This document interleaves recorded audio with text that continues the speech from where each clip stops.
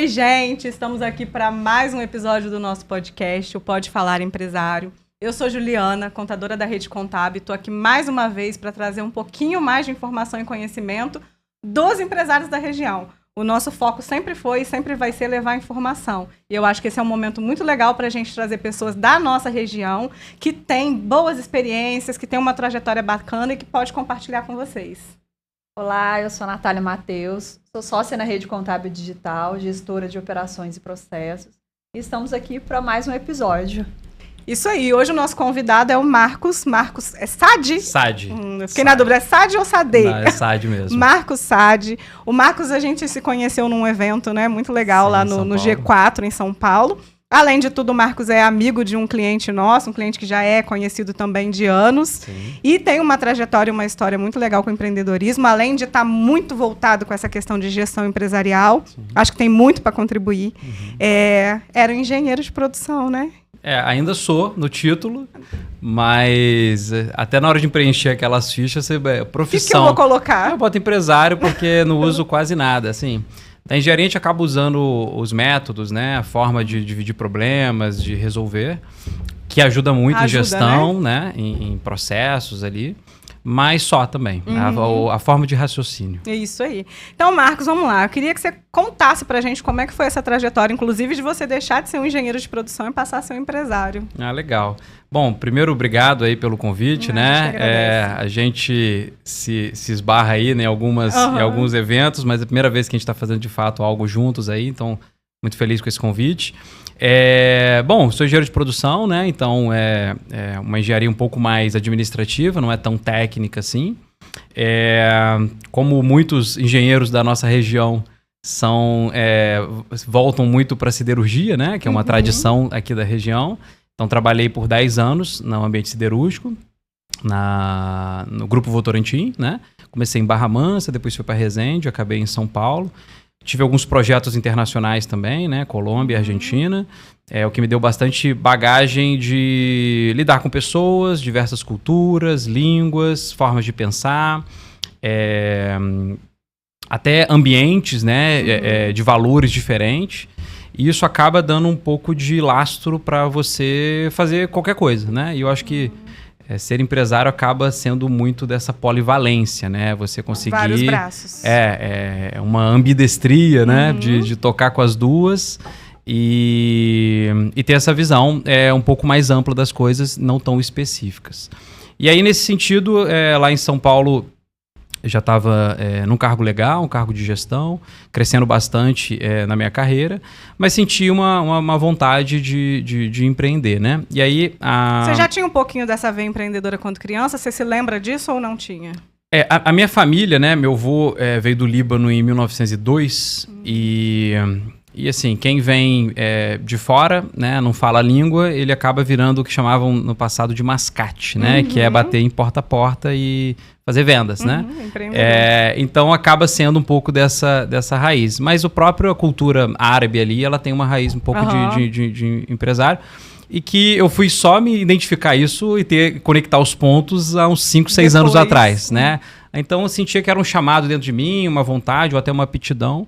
Mas hoje eu vejo que tem uma raiz muito mais antiga, né? E tem muito mais dessa cultura... É bacana como que a genética influencia, né? E tem essa cultura de trás e que eu não tinha essa noção. Acho que em processo de autoconhecimento a gente foi adquirindo e foi até reforçando um pouco do nosso posicionamento. Sim. E aí lá em São Paulo, então, você começou a ter esse sentimento. Antes de ir para São Paulo, ainda estava aqui em Volta Redonda, né? Em Barra Mansa, na verdade, e a minha irmã, a Micheline, ela fundou uma empresa de vender cosméticos para profissionais da estética.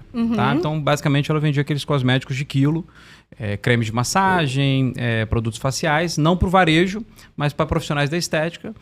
E nesse processo ela percebeu, né, que foi ela e uma sócia, então ela fisioterapeuta e essa sócia esteticista mesmo, e ela foi percebendo a dificuldade delas usarem aqueles produtos, e aí começou a montar alguns workshops para poder ensinar, e dos workshops pediram mais e ela montou 2 cursos. Esses cursos estouraram, ficou muito grande, isso foi por volta de 2010, 2011, eu ainda estava por aqui, e aí ela duas pessoas muito técnicas, entendedoras do produto, entendedoras do curso, mas não entendedoras de gestão, de marketing, de pessoas, enfim, tudo que demanda o empreendedorismo. Aquele leque de coisas que a gente precisa aprender. Aquela caixinha de ferramentas que a gente tem que ter. E o negócio ia muito bem, mas não dava lucro, né?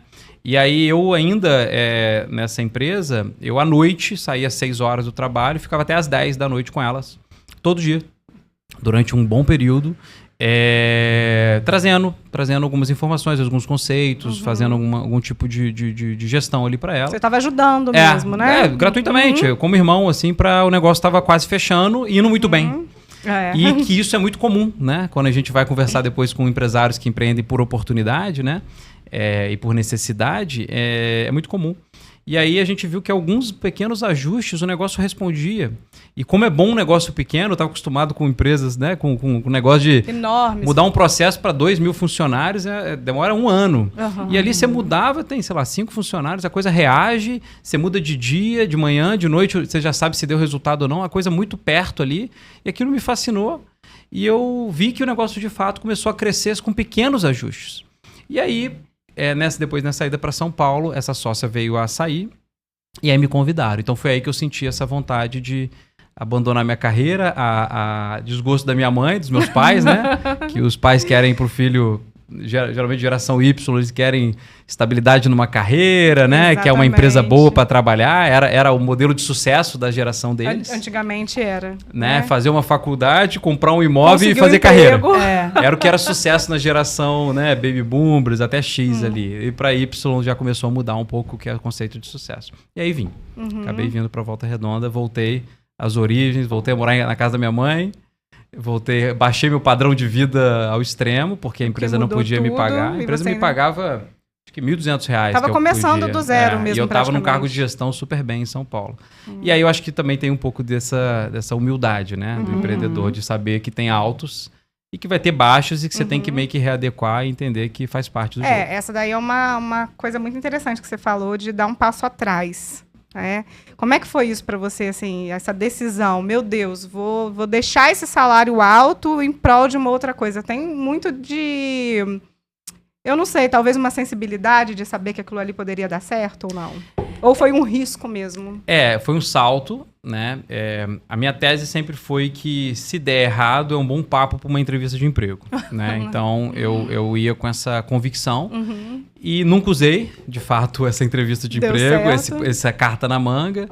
Mas é igual seguro de carro, né? É um tipo de mentalidade que você tem que te ajuda a fazer coisas que você, se não tivesse, não faria, não se arriscaria. Então é um risco que essa mentalidade ajudou a assumir.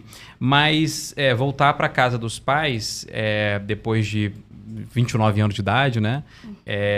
Saber que tem um lugar para te acolher e não importa em que estágio você está, também é um privilégio, né? E ter os pais vivos e acolhendo e mesmo opondo a decisão, mas apoiando. Mas vai estar te apoiando. Né? Então, assim, aquele discordo, mas entendo, né? E acreditaram, e aí eu acho que depois disso as coisas começaram a fluir e aí foram dando mais indícios para eles continuarem acreditando.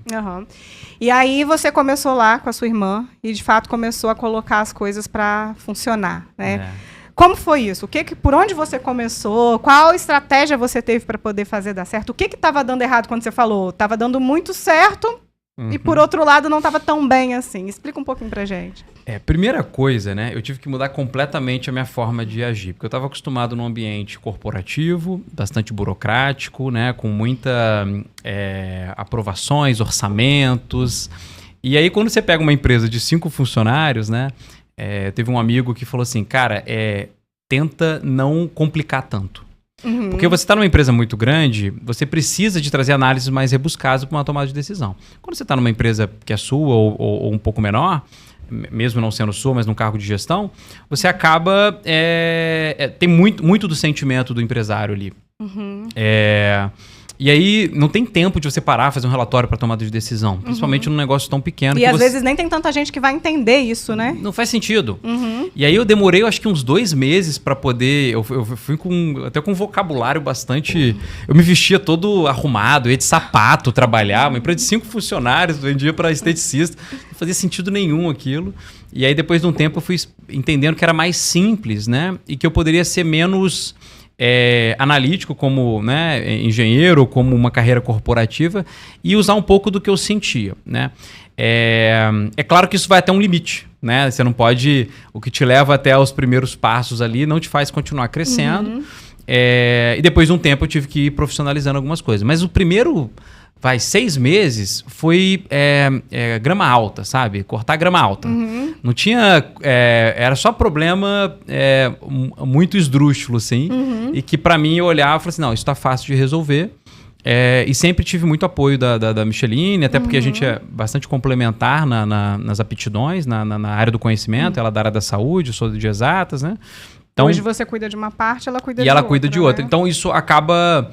Essa complementariedade, desde que alinhada, né, indo para a mesma direção, ela faz muita diferença ali no dia a dia e acaba que é muito comum, né, 2 amigos de faculdade, eu não sei a história exatamente de vocês, mas 2 amigos de faculdade se juntam e tem área do conhecimento muito parecido e montam um negócio, né? E aí acaba você tendo que contratar outras pessoas ou algum dos sócios meio que largar a sua área de conhecimento principal e ir para uma área de conhecimento que a empresa precisa. Para complementar. Para ter a complementariedade. E aí 2 amigos se juntam, montam um negócio, os 2 são muito parecidos, tomam decisões muito iguais. No dia a dia é mais fácil esse tipo de sociedade, mas a gente acaba... uma sociedade que você pensa diferente, que você tem área do conhecimento diferente... Eu entendo que ela é mais robusta para o longo prazo. Fica mais fácil. Porque você... Mas no dia a dia, o conflito é maior. Verdade, porque às vezes você pensa em fazer uma coisa que na mente dela ela não consegue entender com tanta profundidade igual você, né? Porque é diferente, né? E aí eu acho que vem um pouco da confiança e dos valores, né? Se eu confio no que ela está fazendo e... Vamos lá, eu converso com o time lá, né? Hoje somos 5... são 5 gerentes, além do sócio. Então, a reunião de liderança são 7 pessoas, 7, 8 pessoas. Está com quantos funcionários? Lá são 35 hoje. E aí são 7 pessoas na reunião de liderança. E a gente fala assim, olha, tem áreas do conhecimento muito diferentes aqui, né? Então, se a gente começar a tentar entender o porquê cada um está tomando essa decisão, a gente não soma as nossas experiências, a gente diminui. Então, sei lá, tem o gerente comercial que tem 15 anos de experiência comercial. Tem o gerente financeiro que tem experiência tributária e contabilidade e controladoria. Tem o gerente de produto e de marketing que tem... Então, se a gente meio que, em alguns momentos, debate, né? Mas, no final, entende que aquela pessoa é autoridade naquele assunto, eu dou espaço para ela tomar decisões também. Porque se eu fico questionando tudo, a reunião meio que fica travada e ninguém evolui. Então, a autonomia nesse caso... Então, a empresa já nasceu assim, já com essa confiança dos 2 sócios um no outro. E a gente o que faz hoje é passar essa autonomia e dar essa confiança para os nossos líderes ali também. Precisa ter pessoas com pensamentos diferentes também, né? Porque quem diz que a gente sabe tudo, né? Não. O ideal é que tem. Marcos, a gente está num período do país, a gente até falou sobre isso agora há pouco, que é a nova modinha, digamos assim, dos empresários. Tem gente que até critica, né? Mas eu falo, gente, moda boa. A nova modinha dos empresários é cuidar da saúde, estudar, estar em família, né? Preservar o casamento, que é uma nova modinha mesmo, porque a gente sabe que antigamente isso não era assim. Sim. E assim, tem uma outra coisa também, que hoje a gente não convive com as pessoas, mas a gente conhece muito elas pelas redes sociais. Muita gente me manda mensagem e fala assim pra mim, eu admiro muito você e me conecto muito com você, porque você é uma pessoa que tá muito em família. Aí você vê, a pessoa nunca falou comigo, mas é a rede social. Então, do mesmo jeito, eu vejo que você tá nesse caminho também, muito porque eu acompanho você nas redes sociais. Queria que você falasse um pouco dessa modinha do novo empresário, que eu acho, muito admirável. Sim. Eu acho assim, a gente tá resgatando algumas, né, acho que alguns comportamentos que sempre foram saudáveis, né? Então, pega... início do século, né, 1920, 1910, sem eletricidade, as pessoas acordavam na hora do galo, 5h30, e iam dormir 8, 8h30 da noite. Então, isso não é um acaso, né? Tem uma questão do ciclo circadiano de você avisar o seu cérebro quais são os momentos melhores para ele estar despertando, para ele começar a descansar. E aí, naturalmente, tinha muito mais trabalho braçal, né? Roça, trabalho... Seu corpo estava em movimento o tempo todo. O corpo estava em movimento, exposição ao sol maior e uma alimentação bastante orgânica, né? De subsistência ali da agricultura e tal. Então, o que eu vejo é que, é claro que não é negar os avanços da tecnologia e os ganhos que a gente tem com os fármacos e com tudo que proporciona um aumento de longevidade que a gente tem hoje, que tem pessoas batendo 90, 100 anos, não sobrevivendo, mas vivendo. Vivendo de verdade, Mas eu vejo que, por muito tempo, existiu um romantismo em torno do empresário trabalhamos enquanto eles dormem, né? Se desgastando demais. Que sobrecarregado. E que tudo bem se isso for uma fase, né? Quem nunca, no início de empresa... Vai ter que ter esse período de estar sobrecarregado, isso vai ter que existir mesmo no começo, não tem como fugir disso. E assim, se eu não passo por isso, entendo que é uma fase... Quando eu até consigo uma certa estabilidade e quero continuar nesse ritmo, isso não é sustentável. Quando a gente tem lá nossos 20 e pouco, a gente pode fazer uma troca, né, de saúde por tempo, mas isso é um cheque especial que em algum momento vai cobrar esses juros. Então, se você não inverte essa curva, no momento que você entende que o negócio já tem algum nível de sustentação para poder andar um pouco mais sozinho, contratar mais gente para te ajudar nesse processo, você não consegue ter uma vida equilibrada. E aí, quando a gente fala de saúde, a gente está falando basicamente do básico, né? A gente está falando de... Ninguém está inventando nada demais, é a mesma coisa de sempre. O empreendedor, ele por natureza precisa ser uma pessoa de alta performance. Né? Por quê? Porque ele tem muitos riscos que ele toma risco tributário, risco trabalhista, risco jurídico, de consumidor, risco de produto. Então, são vários riscos, risco de ruína. Então, ele precisa ter uma mente mais estável. Então, ele vai ter que buscar alguns tipos de comportamento que tragam... Porque a mente já é agitada por conta das demandas do dia a dia. Naturalmente. Então, ele vai ter que buscar alguns lastros. A sua mente é agitada? Muito a agitada. A minha não. Eu não conheço um empresário que não tem uma mente agitada. Ansioso. Até porque a ansiedade é engraçado porque ela mais ajuda a gente do que atrapalha.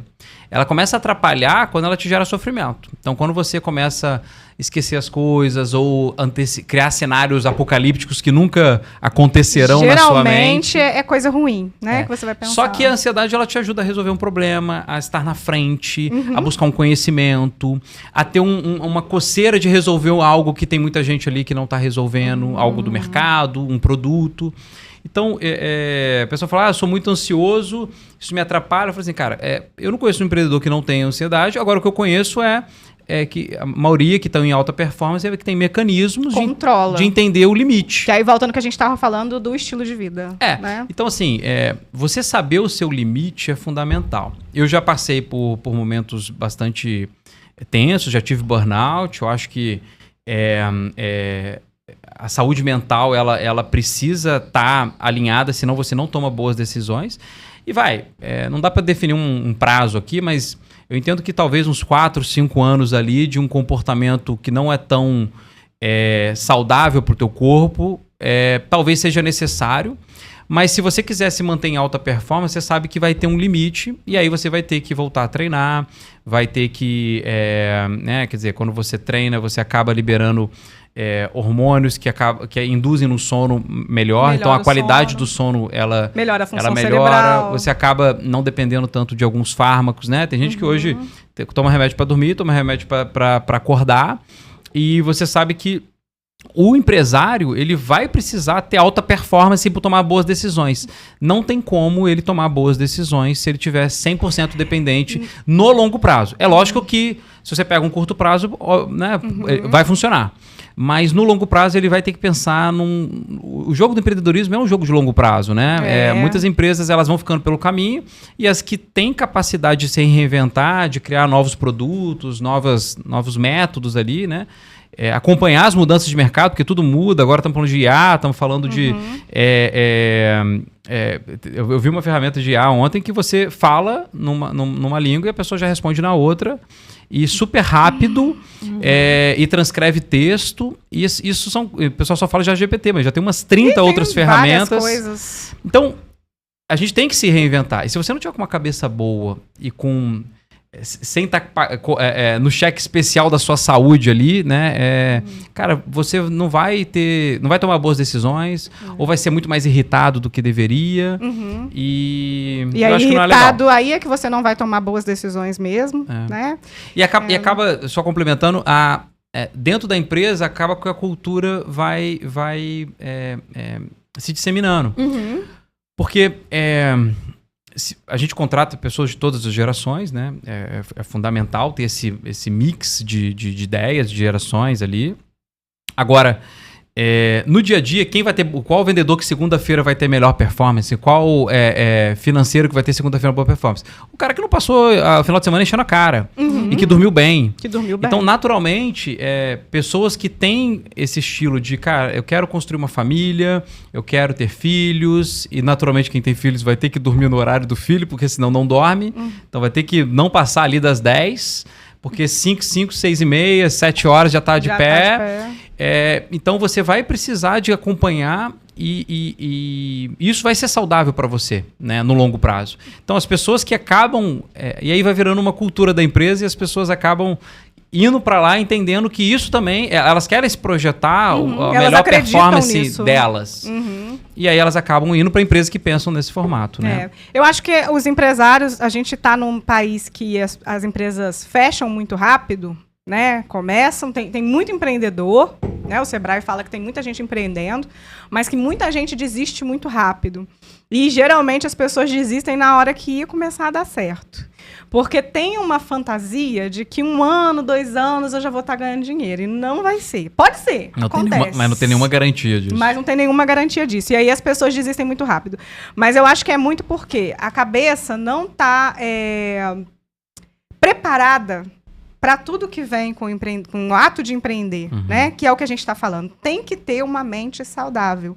E para ter uma mente saudável, você tem que estudar sobre mente saudável, para você entender o funcionamento do cérebro. Até porque no dia a dia você vai tendo situações que você fala, eu tive essa reação por causa disso, então eu vou corrigir. Né? Cuidar da saúde, dormir, né? Comer bem, beber água, são coisas essenciais. Só que, dentro do que você falou... Eu participei de uma palestra há um tempo atrás, na verdade estava numa palestra de uma outra pessoa e o Flávio Augusto foi convidado e você já deve ter escutado ele falar isso na internet, que é do equilíbrio. Não existe equilíbrio, todo mundo fala muito sobre isso hoje, né? Precisa manter uma vida equilibrada e tal. E ele fala, gente, não. É a fase da vida que você tá, você vai definir o que você vai estar fazendo naquele momento. Então, por exemplo, ele fala, quando eu comecei, que eu falei que eu queria empreender, eu cheguei na minha esposa e falei, olha, a partir de agora... A nossa vida vai ser assim, eu vou me dedicar a estudar sobre isso, então às vezes eu vou dormir mais tarde, às vezes eu vou estar viajando, não tem equilíbrio, é dedicação naquele momento, para alcançar um objetivo daqui a tanto tempo. Então é lógico que não pode durar para sempre, mas não vai ser sempre 1000 maravilhas, né? Agora eu vou equilibrar aqui, vou me estressar só um pouquinho de manhã no trabalho e de tarde eu vou para a praia, não dá. Tem mais a ver com a harmonia do que com o equilíbrio, né? Exatamente. A harmonia não quer dizer que você... Porque o equilíbrio ele remete a 50-50, né? Então 50 profissional e 50 pessoal. E eu tenho certeza que na vida do empresário a única coisa que você não tem é equilíbrio. Vai ter momentos que você vai ter que acelerar na parte, né, profissional, e aí vai ser um 80-20, eventualmente, que seus amigos vão perguntar onde você está, né? Sua mãe vai ligar para você e vai falar, cara, você não parece aqui, e é isso, são concessões que você vai ter que fazer. Mas vai ter momentos, sim, que você vai conseguir, por exemplo, ter um descanso maior do que a média, porque essa conta vai ter que se fechar em algum momento. O que eu gosto muito, né? Então eu combino muito com a minha esposa, porque se a família não está engajada no projeto... É muito difícil, você já tem pressão de funcionários, você tem pressões tributárias, regulatórias, você vai ter pressão de clientes, fornecedores, e não dá pra chegar em casa que não tem pressão. Chegar em casa e ter pressão também. Então, para mim, eu ouvi uma frase que eu gosto muito, que é resiliência não é sobre o quanto você aguenta até quebrar, né? Mas sim sobre como você se regenera. Então, eu acho que é muito pouco falado o como esse empresário tem os seus mecanismos de regeneração, de recuperação, seja ele na vida familiar, na vida social, com esporte, enfim, quando com natureza. Quando o Flávio fala dessa questão do equilíbrio, ele fala disso aí, do acordo. São acordos que você vai fazer. Você vai fazer um acordo com a sua família de que nesse momento você está se dedicando mais a alcançar aquele objetivo, entendeu? Então são acordos que você vai fazer, e igual você falou, às vezes vai ser 80-20. E sendo jogo de longo prazo, é fundamental. E aí, para mim, as pessoas que desistem no meio do caminho, né? É claro que às vezes tem é muito difícil empreender no Brasil, é muito difícil. O Brasil é um povo extremamente empreendedor, extremamente criativo, empreende muito por necessidade, né? Eu tô fazendo obra agora, a quantidade de fornecedores que eu tenho e como um cara, sei lá, um empreendedor ali que tá me vendendo vidro, tá me vendendo, sei lá, o cara da câmera. Cara, como você vê a pegada empreendedora em todos eles, mesmo sendo autônomos ali, tá na veia mesmo da necessidade do brasileiro. Mas aí esbarra na parte da educação e do conhecimento. Eles não sabem sair daquela bolha. Não sabem nem por onde começar, né? E não sabem. Então, existem... E existe uma questão cultural no país do empreendedor ainda não ser tão bem visto, né? Ainda ser visto por algumas fatias da população como um vilão ou um cara que... explorador, etc. E na nossa visão, pelos empresários que eu converso, assim, né, pelo contrário, a gente é visto como herói, né, porque a gente paga mais imposto do que todo mundo, né, se parar pra pensar como comparar as pessoas físicas, então proporcionalmente a gente paga mais imposto, então naturalmente estamos contribuindo mais para a sociedade. Quantos empregos a gente gera? A gente gera emprego, a gente traz essa responsabilidade. Existe, sim, uma fatia talvez não tão boa, como existem várias outras categorias. Mas não dá para trazer isso como uma regra. Eu vejo esse trabalho que vocês fazem de trazer empreendedores, de conversar com eles, e vocês lidam com vários deles, com várias realidades diferentes. É muito interessante para a gente resgatar um pouco desse...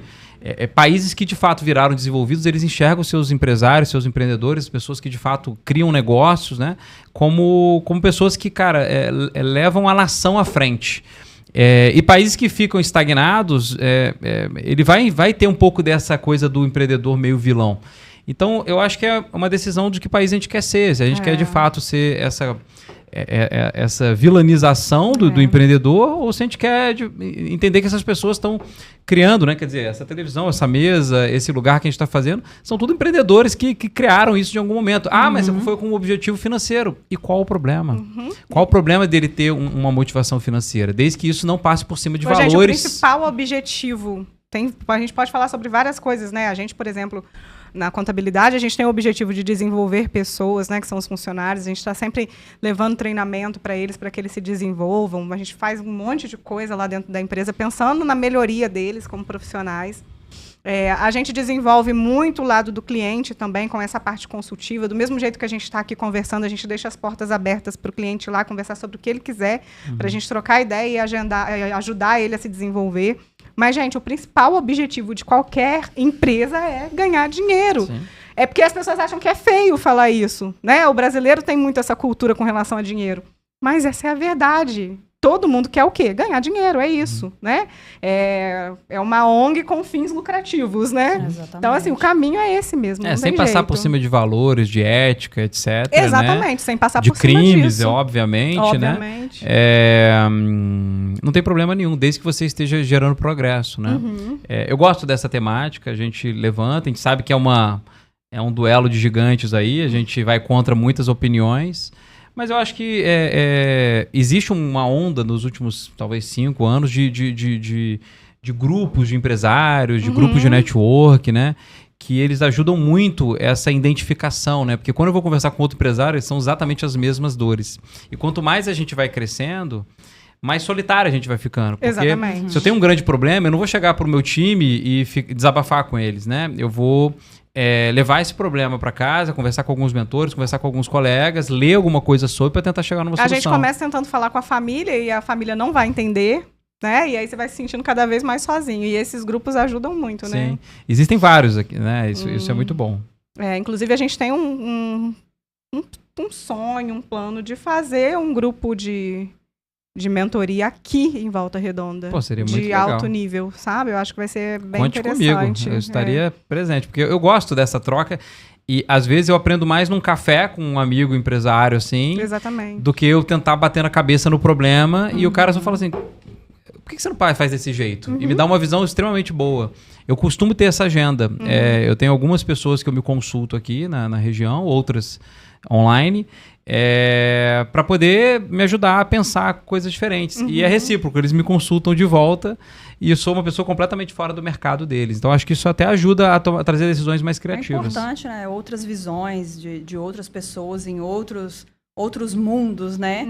Trazer a experiência deles para os nossos problemas, para as nossas necessidades, né? Sem dúvida. Às vezes a pessoa já passou pelo mesmo problema que você e conseguiu resolver de uma forma diferente, né?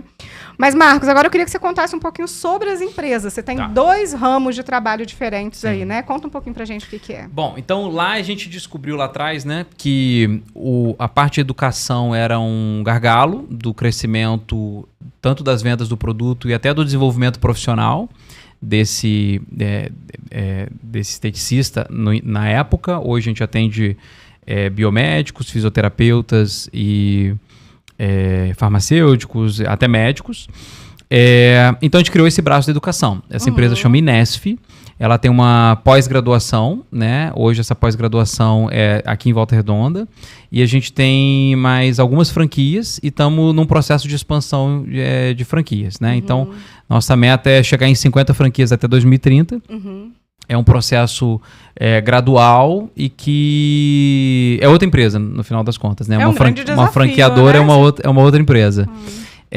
Mas a gente gosta muito. A gente gosta muito de pegar profissionais, por exemplo. O Brasil tem muitos enfermeiros.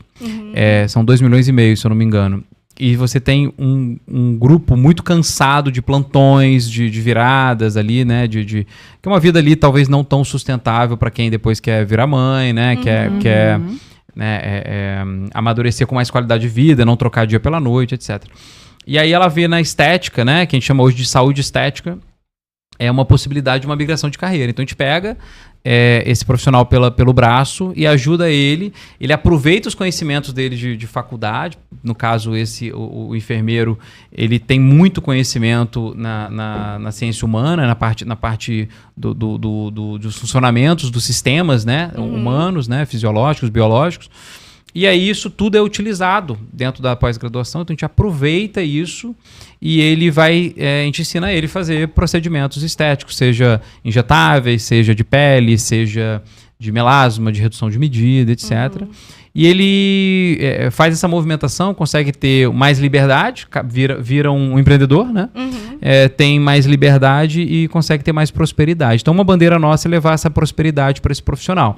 Isso acontece com os fisioterapeutas que estão atendendo pelo plano de saúde, né? Atende 5, 6 pessoas ao mesmo tempo para conseguir ter algum tipo de renda. Com farmacêuticos, todos os profissionais da área da saúde, eles enxergam essa porta de saída. Então, o nosso braço educacional é para pegar na mão e ajudar esse profissional nessa migração de carreira. A gente tem outros produtos para poder ele continuar com a gente, estendendo assim o LTV, né, com a gente, e estendendo essa influência que a gente exerce sobre a carreira dele. Eu vou aproveitar o gancho porque a gente está falando para empresário, já que você tocou, né, na palavra, na sigla LTV. Explica um pouquinho para o pessoal LTV é Lifetime Value, é o quanto esse cliente deixa de valor para você no longo prazo. E aí geralmente é 1 ano. Então, geralmente as empresas criam esteira de produtos para que o cliente, ao invés de comprar, né, e ir embora, ele ter uma recorrência com você e deixar um pouco mais de resultado ao longo de 1 ano. Então, o desafio das empresas é criarem produtos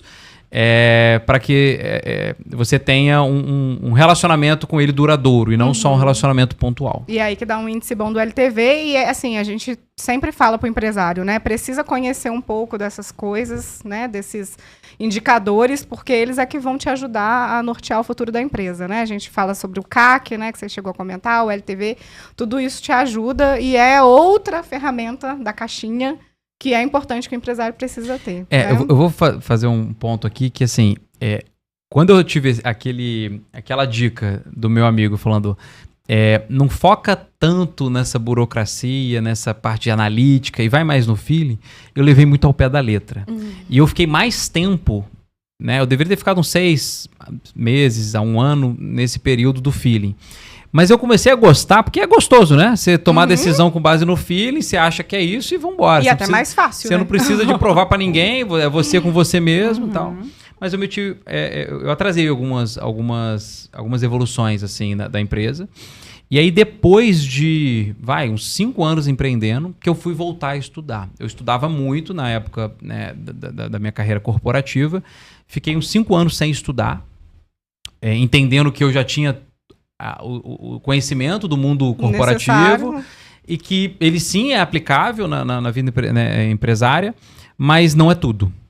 E aí eu fui entender que eu tinha alguns gaps. E aí foi aí que eu conheci lá os cursos que a gente fez lá em São Paulo e aí não parei. Aí acertei e falei, cara, eu preciso disso aqui. E tô há 5 anos já me especializando. E eu sinto que o Marcos de 5 anos atrás, né, da pandemia, para hoje, né, como minha capacidade de decisão evoluiu e como que eu gasto muito menos energia. Então, só um parêntese em relação a LTV, CAC, assim, são siglas que a gente vai descobrindo ao longo do caminho, mas que, assim, são siglas que dizem se o negócio vai para frente ou não. Cara, não precisa se preocupar em a pessoa, meu Deus, tô começando a empreender, agora eu vou lá procurar o que é LTV. Não, começa pelo menos, no mínimo, organizando a sua planilha financeira. Tendo controle do que ganha, do que paga, porque isso é um grande problema que a gente vê nos empresários de hoje, né? A maioria não faz, né? E quando a gente tenta realmente ajudar, a gente cai naquele problema. Eu não tenho tempo. Então, assim, as pessoas precisam aprender a dividir o tempo delas dentre aquilo que é essencial para o negócio começar a fluir. Porque se a pessoa focar só naquilo que ela é boa em fazer e esquecer todo o resto, a empresa não vai para frente. A maioria das empresas, dos empresários, se você perguntar quanto faturou no mês passado, não sabe responder. Então também não precisa ir pro LTV e pro CAC agora. Mas tem que saber o mínimo, né? Mas tem que igual perguntar se tá com febre sem termômetro. Exatamente. Mas aí, voltando à questão dos seus negócios, né, das suas empresas, e tá mais voltado pro ramo de educação, mas tem outras coisas até para poder segurar aí um bom LTV. Você acha que o mercado de vocês está no melhor momento com relação ao mundo hoje em dia? A cultura? Olha, eu acho que existe uma tendência muito forte de saúde, né? Então, acho que nunca tivemos tantas barrinhas de proteína, né? Vocês falam muito de ozônio também, né? Tanta influência de academia. Hoje você vê várias influências de academia. Então, eu acho que num aspecto macro, a gente estava comentando aqui, né, que as pessoas vêm reduzindo o consumo de álcool, né? É um dado, é uma preocupação das cervejarias e das empresas de bebida alcoólica. Os jovens estão consumindo menos. Então, existe essa preocupação. Então, a estética, ela surfa essa onda. Porque lá atrás, há 20 anos atrás, a estética era um salão de beleza. Quer dizer, até tinha uma limpeza de pele, mas era geralmente dentro de um salão de beleza. E hoje em dia, né, isso vem evoluindo bastante. E hoje a estética ela é vista como uma área da saúde. Por isso que a gente chama de saúde estética. A nossa pós-graduação é pós-graduação em saúde estética avançada. Justamente porque a saúde é um conceito um pouco mais amplo, né? Um conceito de... Não é a ausência de uma patologia, não é a ausência de uma doença, mas sim um equilíbrio, mas uma harmonia entre saúde física, mental e social. Então a estética bebe dessa água, ela evolui e eu vejo que da mesma forma que existe uma tônica crescente para a saúde, existe também para a estética, que é, para mim, um sub-ramo dentro da área da saúde. Então, você acha que a gente está saindo um pouco dessa área da estética muito voltada ao embelezamento, aquela coisa de que você precisa estar bonita e para isso você precisa fazer cirurgia plástica. A gente pegou isso talvez há uns 5 anos atrás, né? Isso estava muito forte. Muito. Harmonização facial, esse tipo de coisa. Me parece, você está mais dentro do mercado, você vai saber, mas me parece que isso está assim, ficando um pouco mais de lado por conta da importância mais da saúde do que da beleza. Assim, excessos sempre vão existir, né? Sempre que você tem, igual, por exemplo, agora a gente tem as canetinhas de emagrecimento, né? Que a princípio foi utilizada para pacientes diabéticos e depois para pacientes com obesidade. Hoje você vê um uso desenfreado disso, né?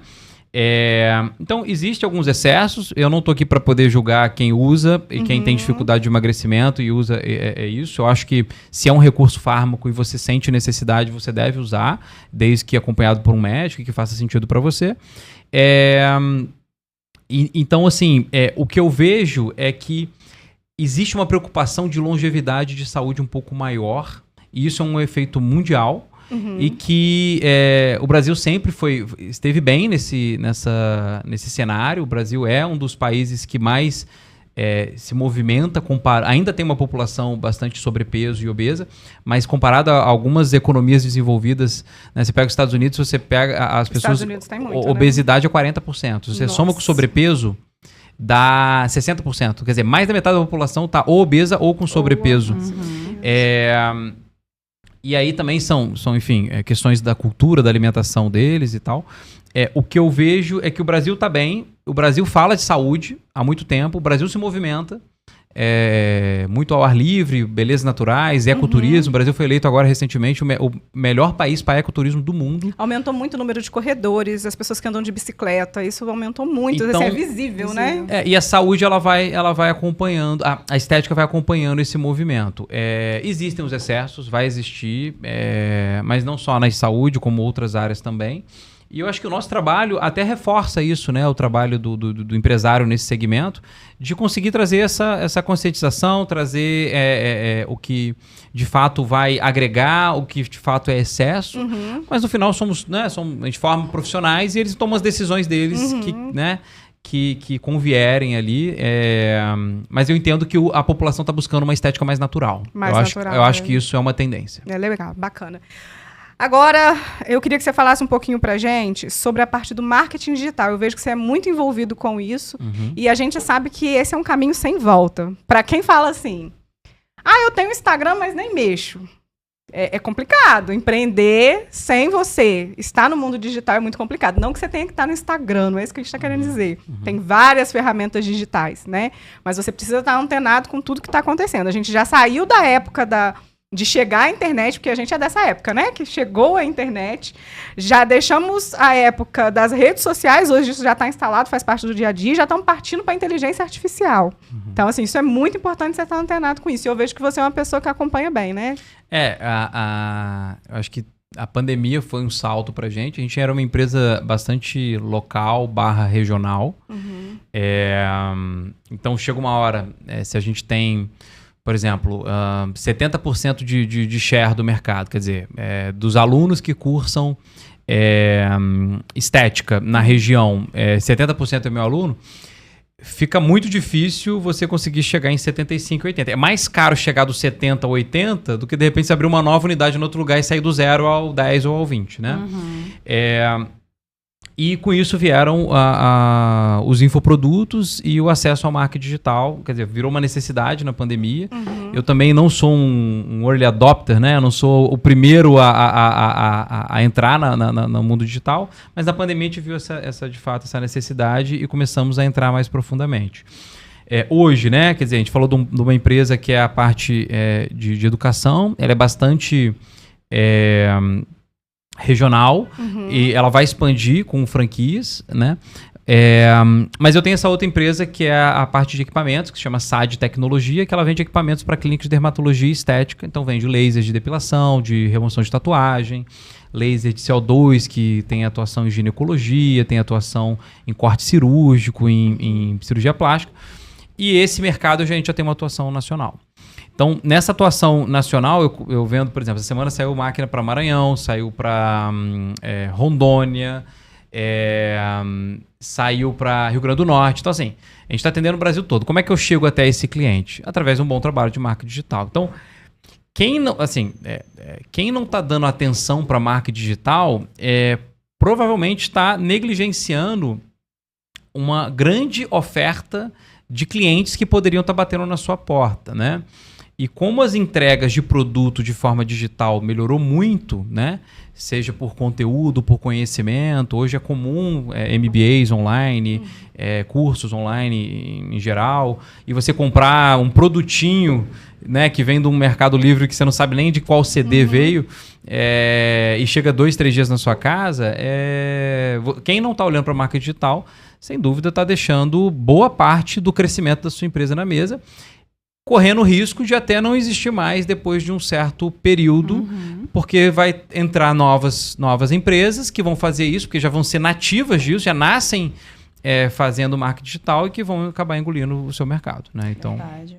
E aí a gente entra numa questão que nós somos empreendedores de cidades de interior de estado, né? Muita gente fala, é mais difícil. É difícil mesmo. Obviamente, para quem está no centro de São Paulo, talvez seja muito mais fácil do que para quem está em Volta Redonda. Mas ainda assim, você tem clientes em vários lugares do Brasil, nós temos clientes em vários lugares do Brasil, e a gente vê que é possível. O que você fala sobre isso? Eu nunca entendi uma síndrome meio de vira-lata que a gente tem de se achar menor do que capitais aqui, né? Eu morei em alguns lugares, morei em Rio, morei em São Paulo. E, na verdade, são desafios diferentes. Eu não acho que é mais difícil empreender aqui. Eu acho que problemas que você vai ter aqui, talvez uma oferta de mão de obra, você vai ter que pegar uma mão de obra e formar ela um pouco mais, você não vai ter o profissional pronto que você quer. Você vai ter, de repente, algumas dificuldades de acesso a alguns clientes, alguns mercados, porque você vai ter um número de possíveis clientes menores quando você tem uma entrega presencial. Mas, por outro lado, você tem alguns benefícios. Você tem um custo de imóvel menor, você tem um custo de mão de obra menor, você tem deslocamentos mais fáceis, você tem um senso de pertencimento maior, na minha concepção, do que... para mim, as trocas de empresa nas capitais, elas acabam acontecendo com mais frequência. Então, assim, eu sempre falo pro meu time, a internet que chega aqui, chega lá. A luz que chega aqui, chega lá. Somos cabeças inteligentes iguais. Então, eu não vejo o motivo da gente sentir inferior. E aí, isso, primeiro que tem um sentimento já inferior do Brasil, né? Quando a gente compara com outros países. O resto do mundo. E aí, uma vez conversando com um israelense, ele falou assim, o problema do empreendedor brasileiro é que vocês têm um mercado interno muito grande. Eu falei assim, bom, como assim isso é um problema? Isso é ótimo. Você tem 220 milhões de pessoas falando a mesma língua. Na Europa, você não tem 200, né? Você não tem essa quantidade de gente falando a mesma língua. Você tem Portugal com alguns milhões, Espanha com outros milhões. Então, você vai fazer um produto, você tem que ter tradução, você tem que ter gente que fala várias línguas, etc. Então, são outros problemas. E aí ele fala assim, a gente em Israel, a gente tem, se eu não me engano, um pouco mais de 10 milhões de pessoas lá, e que eu sou obrigado a criar produtos mundiais. Eu sou obrigado. Meu produto, ele nasce mundial. Ele nasce para ser vendido no mundo. E você pega grandes empresas que nasceram em Israel. O Waze é de Israel, depois foi comprado pelo Google. Movit é uma outra empresa de Israel, que depois foi comprado pelo Google e adicionado. Tem várias empresas digitais. Eu estou citando duas aqui, mas tem um monte, se você for olhar. E tá na cultura deles criar produtos mundiais. E a gente, primeiro tem essa coisa da gente criar só produtos brasileiros. Tem um cara em Volta Redonda, um empreendedor, que ele faz só lançamento para hispanohablantes, né? Para infoproduto para países que falam espanhol. Olha, ele é de Volta Redonda. E ele é aqui de Volta Redonda. A empresa dele está em Volta Redonda e ele faz lançamento Colômbia, Argentina, Chile, México. E não faz o lançamento pra gente no Brasil. Porque ele viu porque a gente não tá olhando pro hispanohablante. E a gente no Brasil ainda... Assim, primeiro que tem esse efeito de... não queremos vender para quem não fala português, né? Quando você vai fazer uma venda para Portugal, a gente já vendeu alguns cursos para Portugal, para Estados Unidos, mas não é o nosso foco. porque a gente tem 220 milhões, mas a gente meio que fica confortável nisso. E quando você pega na esfera da nossa região, fica menor ainda. Então, o empresário, ele se acomoda em vender aqui para a região, sendo que ele tem um potencial de venda, no mínimo, nacional. No mínimo. No mínimo. Então, quando eu abri essa porta, a empresa, assim, ela cresceu muito. E ela vem numa toada de crescimento de realmente que lá atrás, quando eu comecei, eu não imaginava. E a gente fica muito feliz com isso, mas a gente sabe que tem empresários que ainda não estão atentos para isso. Então a gente, enfim, nos cafés, nas conversas aí, eu sempre estimulo, porque o único caminho de você chegar nessas pessoas é através do meio digital. Exatamente. Ou ter, sei lá, 100 vendedores espalhados no Brasil inteiro, que é super caro. E não dá. Então não faz sentido. Eu já ia tocar nisso. Para você pensar a nível brasileiro, né, ou a nível internacional, tem que estar no mercado digital, não tem outro caminho, né? E tem um livro que chama Traction, né, que é Tração, que ele fala de 19 canais de aquisição, né? Então, o que é um canal de aquisição? Um evento é um canal de aquisição, quando você faz uma exposição, uma loja, né? Um showroom que o cliente vai e acessa você, ligação, cold call, né? Você liga para o cliente. O próprio porta-a-porta. O porta-a-porta, que é o vendedor externo, né? O pessoal chama de field sales. O Instagram e as mídias sociais, o Google. Com SEO, né? Que é as engenharias de busca do Google e agora do ChatGPT também e do TikTok, que está sendo muito usado para busca para a geração Z. Então ele mapeia 19. E aí, né, às vezes empresários reclamam, mas como eu cresço, eu não tenho como crescer, eu falo assim, beleza, quantos canais de aquisição você tem? Né, de clientes novos? Onde você adquire novos clientes? Indicação. E aí ele pensa, na minha loja, indicação. E aí, assim, ele não busca uma lista de clientes, ele não participa de feiras, ele não faz tráfego pago nem no Google, nos mecanismos de... Tem blog também, blog com link, black link, né? Que é o link que você coloca para alguém referenciar a sua página e isso ajuda no ranqueamento das suas páginas para você ser o primeiro a ser buscado ali. Tem 19, mapearam 19. Acho que hoje em dia já tem uns 22, assim, porque esse livro já tem um tempo. Então, assim, de novo, estamos esbarrando no conhecimento, né? Informação. As pessoas estão deixando... o marketing digital quando fala marketing digital, o pessoal pensa em Instagram, né? Mas ele é muito mais amplo do que o Instagram. E é claro que o Instagram funciona super bem, é uma das principais ferramentas nossa. Mas não é a única, existem várias e cada um vai ter que ver o que faz sentido para você. Exatamente. Agora, assim, só pontuar que para quem está perdido, o que eu faço primeiro? Eu organizo a planilha do financeiro, eu vou estudar LTV, ou eu vou para o marketing digital? Qual canal de aquisição que eu começo? Quem está perdido, gente, a Rede Contábil está aqui para ajudar, tá? Porque o nosso trabalho, Marcos, é desenvolver empresários. Então, a gente quer que o empresário senta na nossa mesa, coloca as suas dores e a gente vai mostrar para ele o caminho. Não é que a gente vai fazer por ele, mas a gente vai mostrar para ele por onde ele deve começar. Então, é muito importante a gente falar disso. E antes de finalizar, que a gente já está indo para os finalmente, eu queria que você deixasse um recado para os empresários da nossa região. Legal. Então, eu vejo que a gente não tem que se intimidar, né, com concorrência de capitais, entendendo que eles podem ser... Eu ouvi uma vez eu estava no Rio, a gente abriu uma empresa no Rio, um período, ficou 4 anos lá, e aí a empresa começou a encher, e eu falei assim, mas por que eu comecei a tentar entender esse movimento, por que as pessoas procuravam tanta gente, eu falei assim, cara, vocês são muito legais no trato com a gente, vocês atendem a gente de uma forma mais colaborativa, mais ouvinte, e que empresários pela visão desses clientes, né, na época profissionais da estética, tinham, eles achavam que o carioca estava atendendo ele de uma forma um pouco mais direta, talvez até mais rude, e não dando tanta atenção. E a gente cresceu muito rápido. A empresa saiu de, sei lá, a empresa vendia 30 mil, foi para 400 mil, assim, muito rápido, mês. E tudo isso por conta do atendimento. Eu falo assim, bom, a gente é do interior, então a gente tem uma proximidade com Minas Gerais, a gente é meio minerado, né? Mineiro, que eu adoro. A gente está no estado do Rio por um acidente, mas a gente é bem aminerado. Então, isso ajuda a gente a fazer negócio, inclusive. A gente trabalha muito como paulistas e a gente tem um pouco da sagacidade carioca. Então, e assim, a gente está aqui, né, gente? Pertinho. São Paulo, Rio. A gente está na tríplice fronteira, né? Dos 3 estados aí. Então, eu acho que a gente bebe de todas essas culturas. e isso forma um pouco da nossa cultura sul-fluminense, né? Não necessariamente só é claro que tem muitas outras culturas envolvidas aqui, de pessoas que vieram na época da CSN, né? Pais, avós aí, que vieram de todos os estados, né?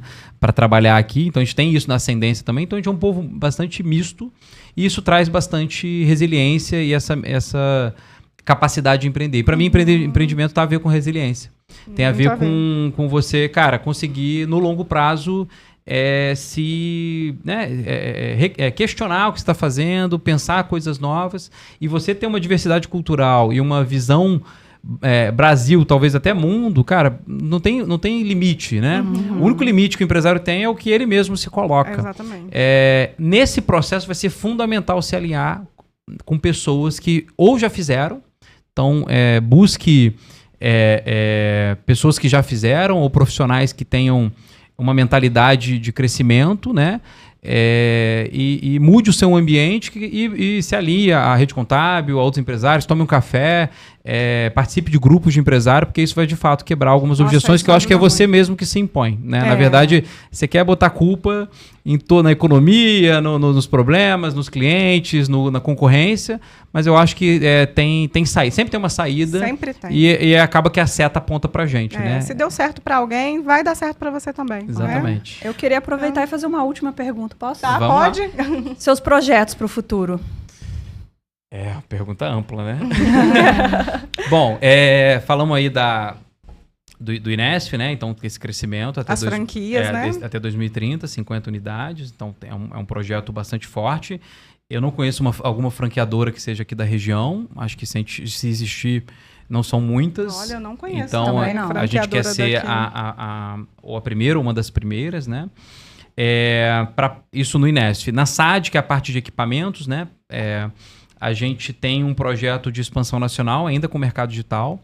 Provavelmente a gente deve abrir mais uns pontos de showroom em outras cidades. Ainda estamos definindo quais cidades.